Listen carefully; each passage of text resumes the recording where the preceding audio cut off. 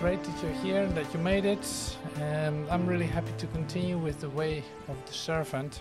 And today the parenthesis in eternity came a bit stronger in my visor.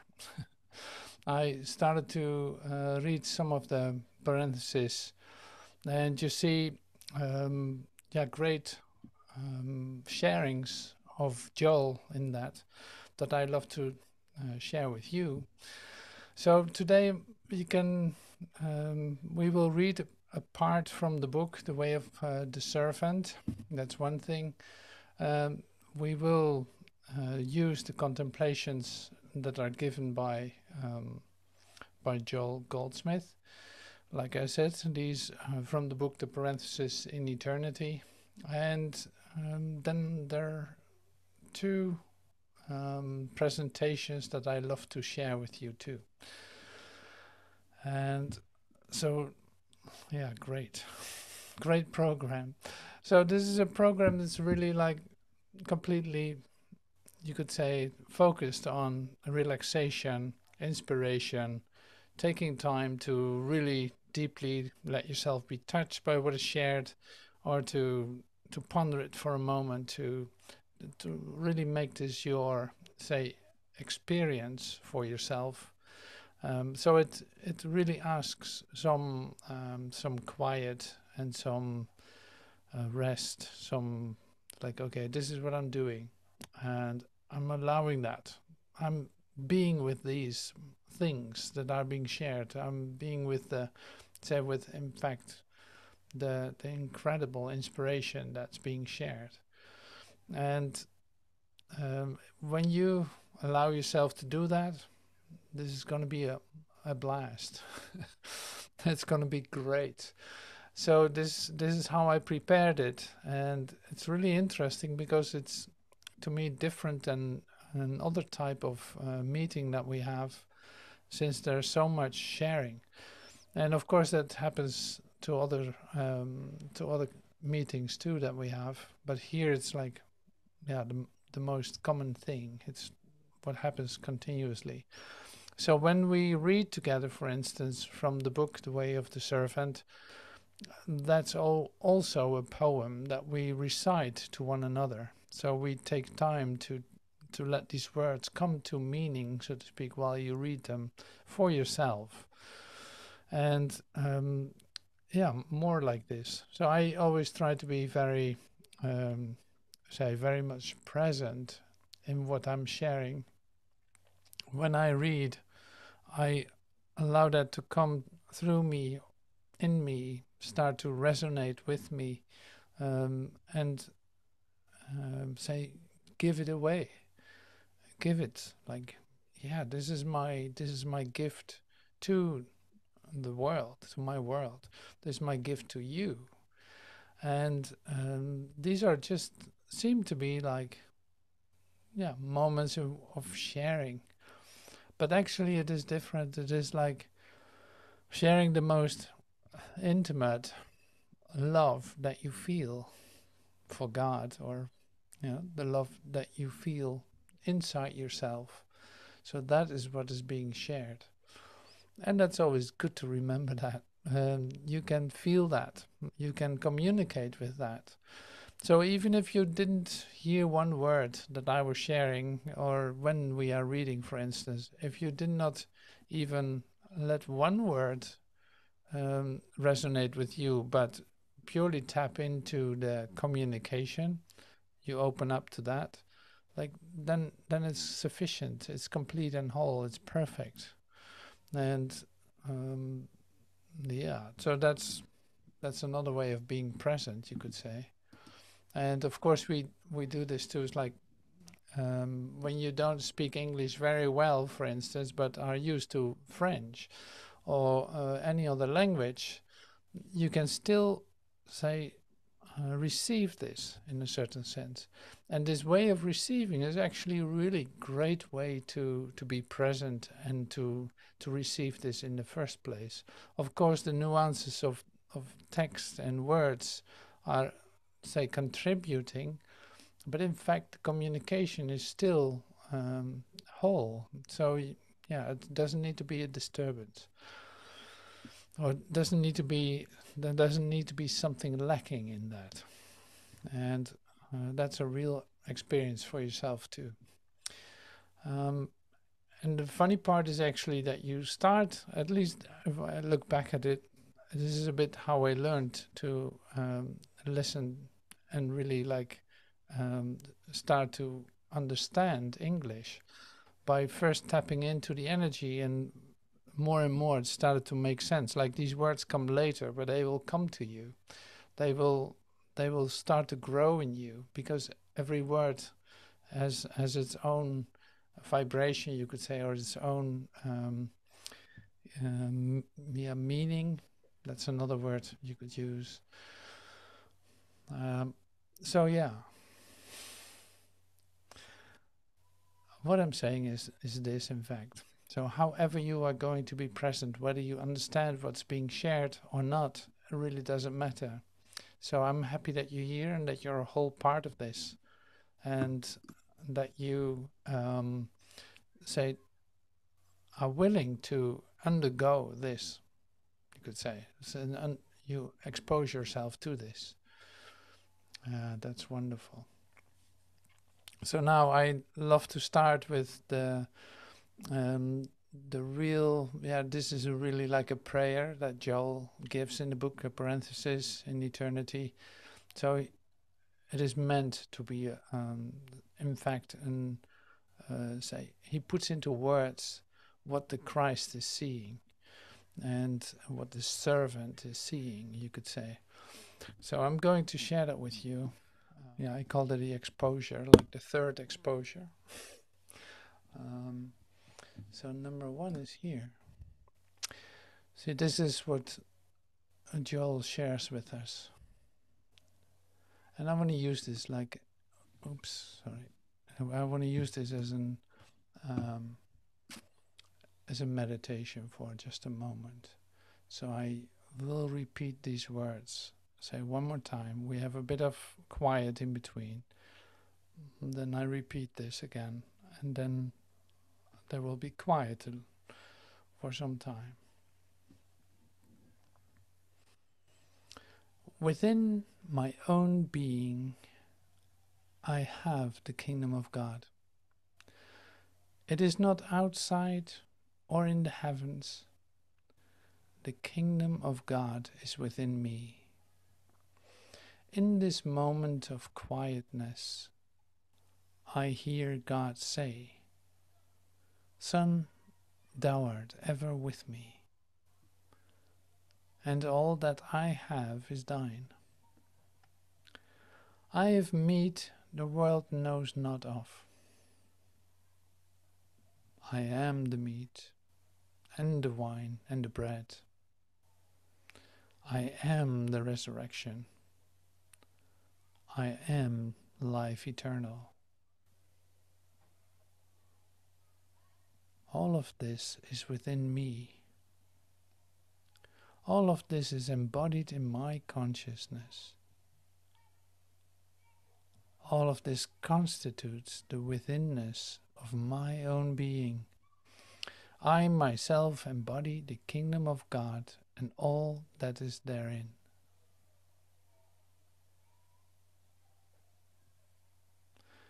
Within me, there's a presence that says, I will never leave thee, nor forsake thee.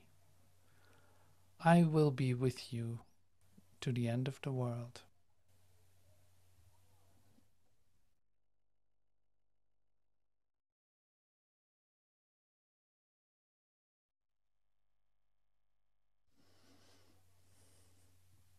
All right.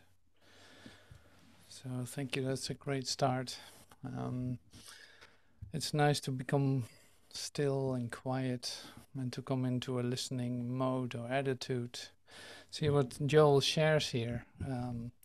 That doesn't necessarily have to be your direct experience. So that's the interesting thing always with reading, but still it can give you something, and that is perfect. You know, that's perfect. So is it with the say the next part that we're going to do is like the reading of the book 4, at least part of it, book 4 of the Way of the Servant. And I like to do that together, if that is possible for you, and if it's not, that's fine too, of course. But I like you to join me in that, because then we have, say, a beautiful, say, support for the whole idea of servant in a new way of seeing that. That's what I love about that book. So I'm going to share that with you. Let me see. So this is Teachings of Christ Mind from the christmind.info website. And this is the book, The Way of Mastery, but then book 4 of the Way of the Servant. And so I'll start with this. So make it a little bigger. I hope you can see this right. If you cannot see it, let me know. So I'm going to, read the first 2 paragraphs and then just pick a paragraph or so to read if you join me. So this is book 4. Self-mastery and servantship are one. So I'll read it slowly. You can hear that. That's also important so that we have time to actually know what's being said here. Self-mastery and servantship are one, for where one is, the other is found. And this is self-mastery with a capital S. And where the other is, the one is also known. So self-mastery and servantship are one. For where one is, the other is found. And where the other is, the one is also known.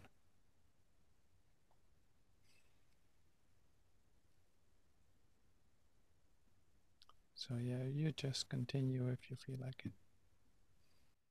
Mastery is that state in which not one thing of the world compels you in any direction, yet not one thing of the world is judged. This must naturally follow for the mind to which peace is returned. Yeah, to lack mastery. You can, if you want, you can repeat it. If you think like I need to read this one more time, you just do that. Yes, I would like to read it one more time. It's so beautiful. Okay, yeah.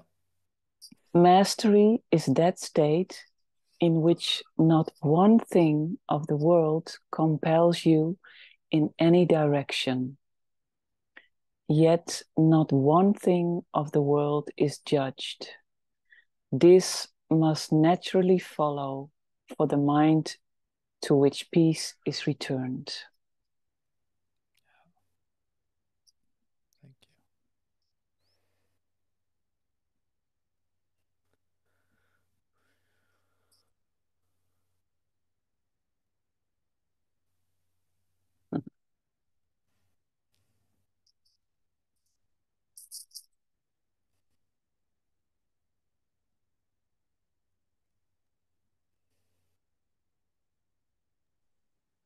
To lack mastery in any aspect of life is to lack it in all.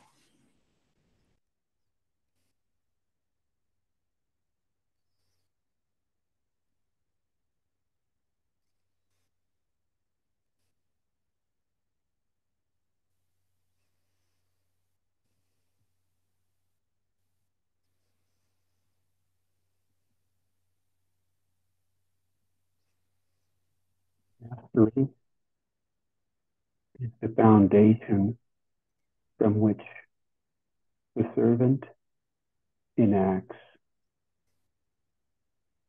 the movement of love, proceeding from the Father through the Son.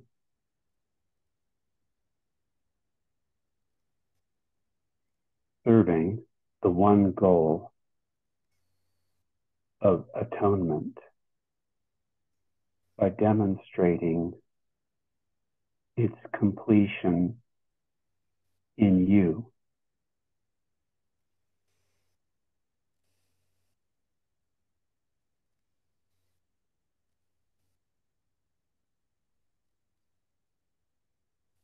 Mastery is the foundation from which the servant enacts the movement of love proceeding from the Father through the Son,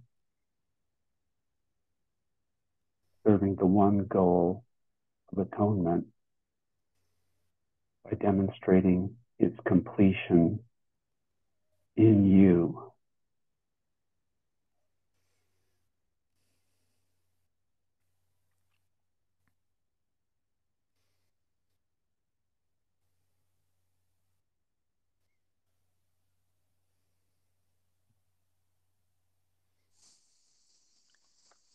This is given as a grace sign into you. Mastery is completed when not one but learning of word remains, not one love. You have misquoted for yourself is justified of you.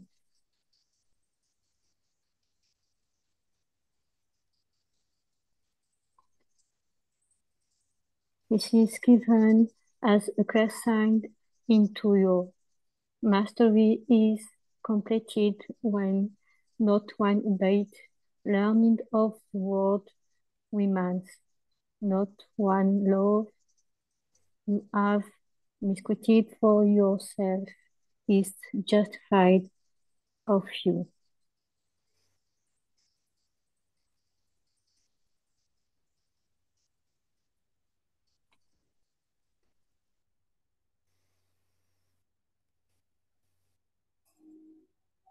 Look well then at the whole of your life, and behold with innocent honesty the loves you would keep for yourself. For what can you carry forth from death to life? Even the body will be outshined. Look well then at the whole of your life, and behold with innocent honesty the loves you would keep for yourself. For what can you carry forth from death to life? Even body will be outshined.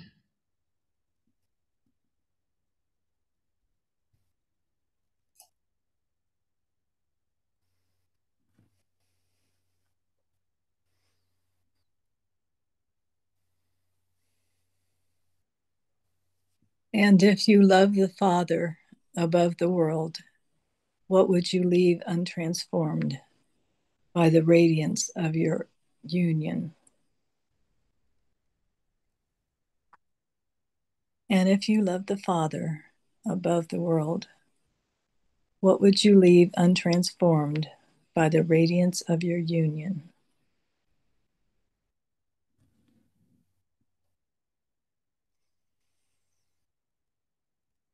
You can give only what you possess, and what you possess exists for you only because you value it. You can give only what you possess, and what you possess exists for you only because you value it.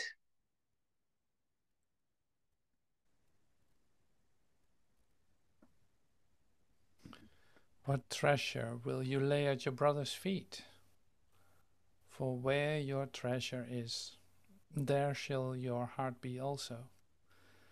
And your heart is all that can be given. What treasure will you lay at your brother's feet?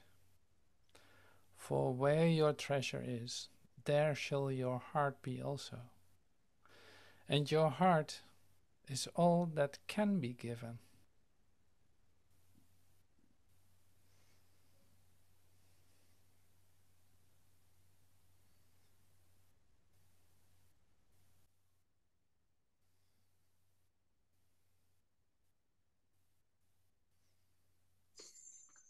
I have said before that the world is but a symbol.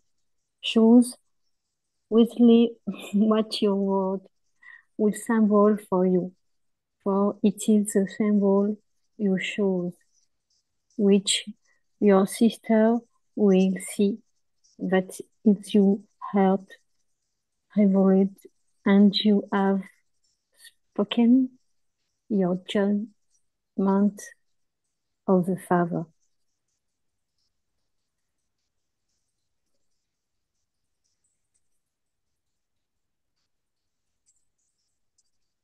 I have said before that the world is but a symbol. Choose which what your word will symbolize for you, for it is a symbol your shows which your sister will see. Whose is your heart previously, and you have spoken your judgment of the Father.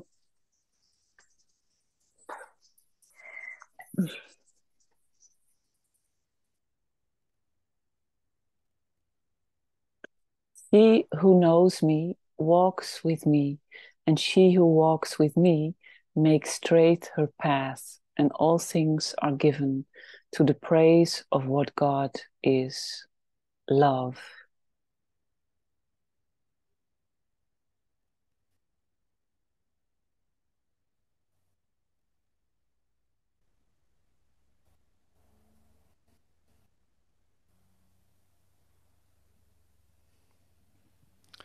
Love embraces all things, heals all things, transforms all things, celebrates all things, and above all, mirrors what God is in all things. Love embraces all things, heals all things, transforms all things, celebrates all things, and above all, mirrors what God is in all things.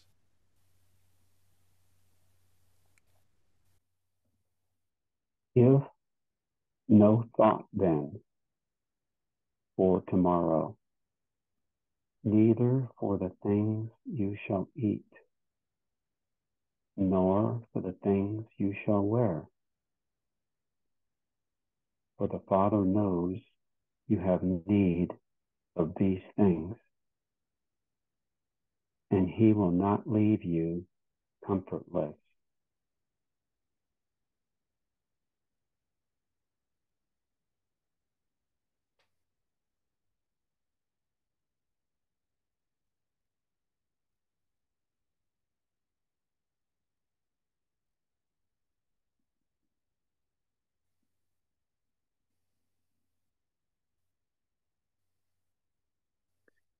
When I once asked you to take no thought, you unwittingly failed to hear me, deciding you can direct the choice of what you would eat and what you would wear, and thus cleverly cherish the loves you would desire to keep.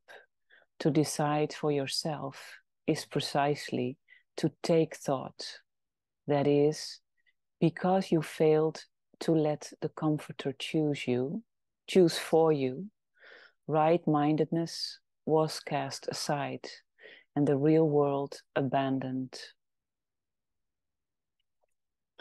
When I once asked you to take no thought, you unwittingly failed to hear me, deciding you can direct the choice of what you would eat and what you would wear, and thus cleverly cherish the loves you would desire to keep. To decide for yourself is precisely to take thought. That is, because you failed to let the Comforter choose for you, right-mindedness was cast aside and the real world abandoned.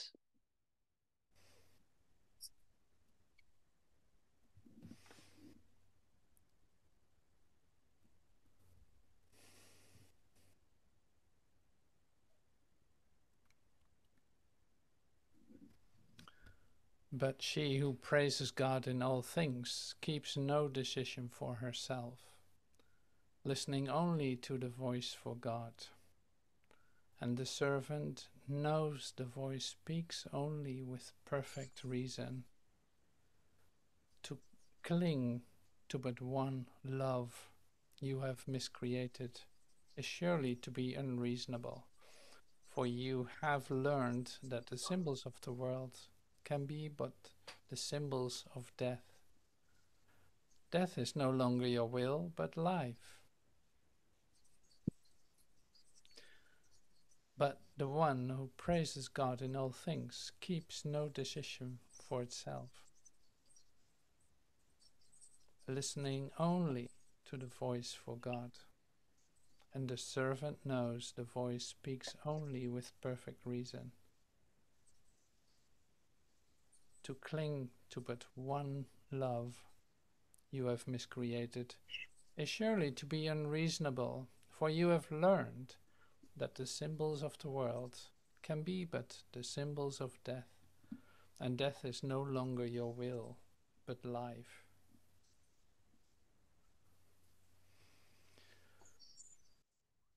I am come again into your that you might have life, and this more abundantly life will them to as before her choice. Does this value the symbol of this or of life? I am come again into you, that you might have life, and this more abundantly learn well than to ask before each choice. Does this value the symbol of this or of life?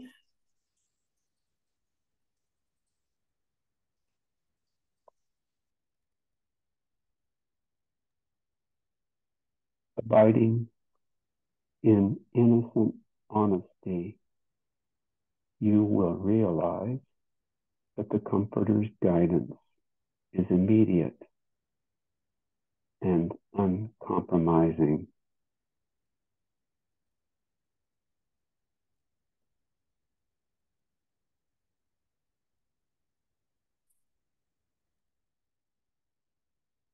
Herein will be revealed to you the final meaning of my teaching. Take no thought, for the Father knows you have need of these things. Thank you. Thank you. So I want to stop right here for a moment. And there are different ways we're going to present this, the same idea today, so in different ways. So one of the ways is also seeing that the way of the servant is the way of self-expression. Like it comes to you in a certain way. You receive that in a certain way, and extend that into your world. And today I got you could say like an anonymous send-in of one of us. So I will not mention any names. So it's anonymous. So this is also an expression. I will share it with you. Really beautiful, and it is with music. So we'll see how that works out.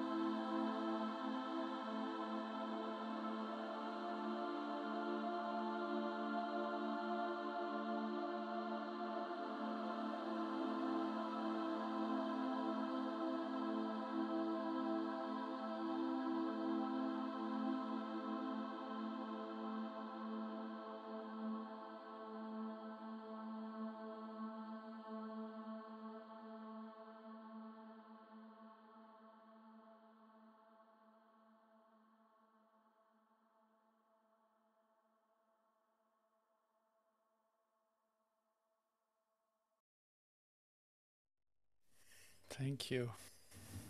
Whoever did this, wonderful. That's great.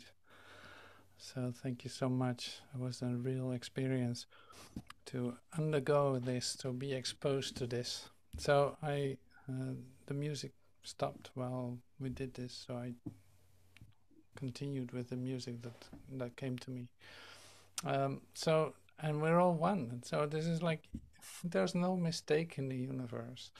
You know, that's always great to discover. Like there's no mistake. So everything is, it's right here. There's only one thing going on, and you're it. And it's all inclusive, like it's said in the video too. So now we have another expose, you could say. I'll see if she's around. Unmute your microphone and we can hear it. Thank you. I didn't know I was muted. Yeah, everyone is muted. I always do that. So can you hear me now? Yeah, perfect. Okay. I'll just tell everyone that this was written by a Canadian composer who recently passed away, R. Murray Schafer, and he loved to integrate the sounds of nature with music and the voice. He was very open to integrating even city sounds. I went on a walk with him quite a few years ago, and it was in the middle of the city, so you would hear horns honking and people yelling, but he said this is all part of the sound that we live with all the time, and at the same time become aware of the nature sounds, like the birds and the children laughing. So I will just read this little clip that he once said. Listening to the soundscape and viewing the landscape are two very different experiences. You are always at the edge of the landscape, looking. I think that word's cut off. You are always at the edge of the landscape, looking in, but you are always at the center of the soundscape, looking out.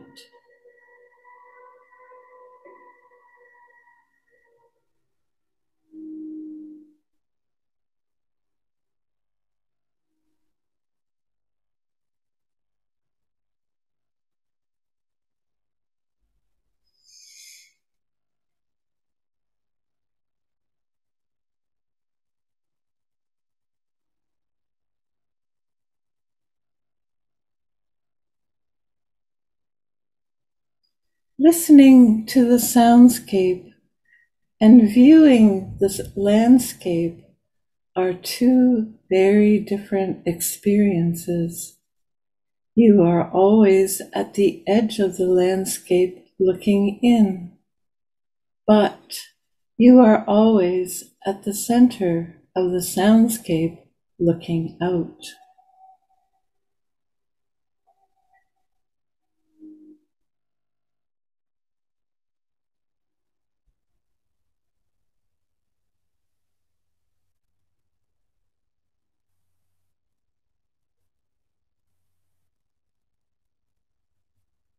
Now I will do nothing but listen, to accrue what I hear into this song, to let sounds contribute toward it.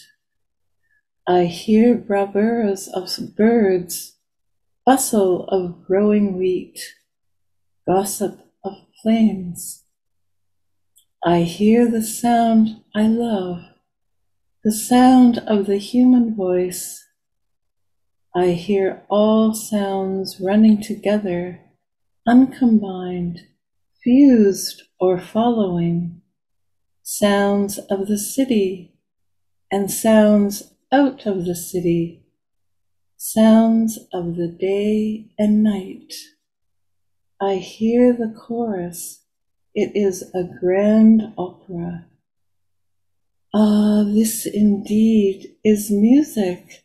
This suits me.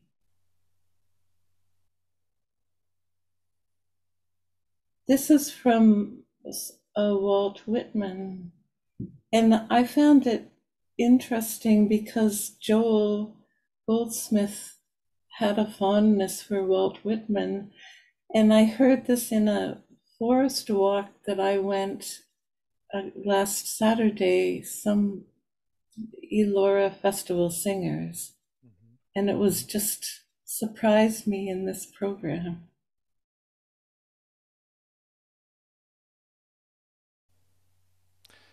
So this is really interesting. So Joel actually speaks a lot of degree of something, like a degree of a measure of something. Like he does that a lot, and that's always a bit difficult to hear that. Difficult in the sense of degree of illumination, like either it is the case or it is not, right? So how does that work? And so you discover in the way that you listen that there's a certain matter of measure, you could say measure or degree of how you hear it. Like the depth of it can change, there's a variety in it. It can suddenly be a very deep experience, and the next moment it appears not that deep of an experience, but a glimpse. And these glimpses that we have are just as important, you could say, than the deep experiences that we have, but it is just a different quality. So the degree thing, that would mean it's an order of depth or something like this. And I don't know exactly how Joel that wants to be expressed, because this is one of the difficulties with that. It's like you have an experience of God, however that is, it is an experience of God. You catch a glimpse of light. So one peak of light is just as illuminating as a beam of light, so I will leave that for now. But I'd like to read this anyway, because it's a beautiful, another beautiful expression of Joel. So here we go. So I made some music for that I love to share too. I used it in another meditation too, but I love it.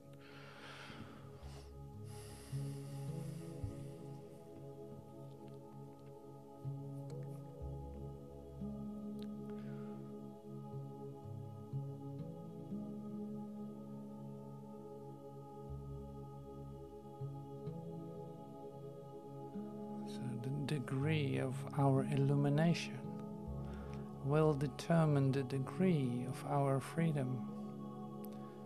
Freedom from personal sense. Freedom from living on externals. Freedom from outer dependencies.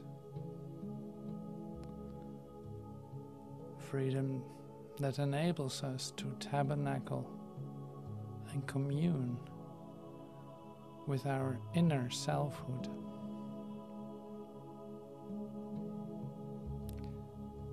Not only blessing us, but eventually making us forget ourselves and using us only as instruments for the blessing of others.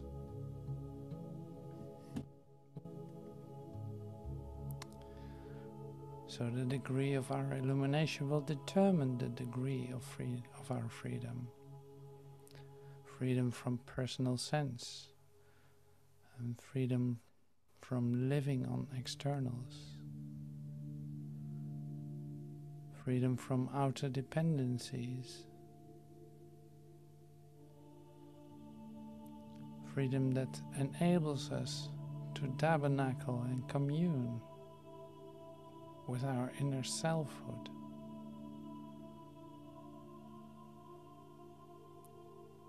not only blessing us, but eventually making us forget ourselves and using us only as instruments for the blessing of others.